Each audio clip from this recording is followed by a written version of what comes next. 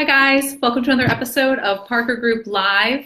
Today we wanted to chat about something that in the HGTV era has become the hottest new trend, which is flipping houses. So a lot of people are interested in jumping into real estate investment, and they watch shows like Fixer Upper or Flip or Flop, and they want to take a stab at it themselves. And there are some great opportunities in our market for flipping houses. So we thought we'd go through a couple of our top do's and don'ts if you're interested in jumping into the house flipping market. Absolutely. So one of the first things that we always recommend if someone's interested in getting into flips is to pick a house that is manageable in size. So you don't want to probably start with that 4,000 square foot Victorian. Right. You're looking for something probably in the 1,000 to 1,800 square foot range. I would recommend for your first one. Yep, that's definitely a great tip. Our first don't that we want to cover is don't buy a project that you have to completely rebuild, that you know you're going to have to go down to the studs. If it's in that bad of shape, you can come across a lot of issues along the way that'll creep your costs up. So you're really ideally looking for something that mostly just needs cosmetic work or like a really thorough cleanup.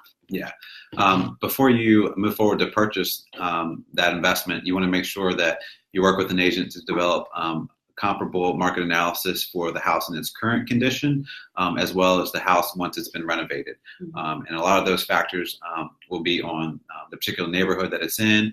And then as you go into the renovation process, what types of finishes are you including with the house? Are you going to go higher end with granite and things, or are you going to stay on the lower end and just kind of slap some paint on it and carpet and different things? So it really depends upon the finishes that you're going to complete when you're doing that. So make sure that you do work with an agent to get a comp both before and after.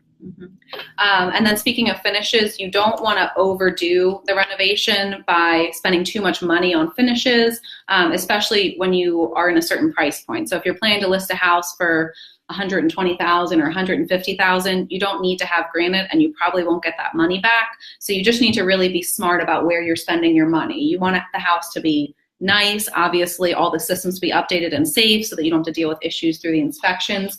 But just be careful about how much money you're putting in. You don't need to put marble floors throughout the house. You don't necessarily have to have granite or marble in every single, room of the house, bathrooms and kitchen. So just be smart about how you spend your money. Yeah.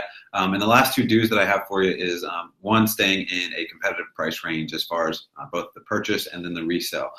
So right now in our market, particularly in Sussex County and Kent County, you're going to want to be in that 100 price range. Even if you can just stay at 199, just below 200, that market is moving much quicker than anything north of that.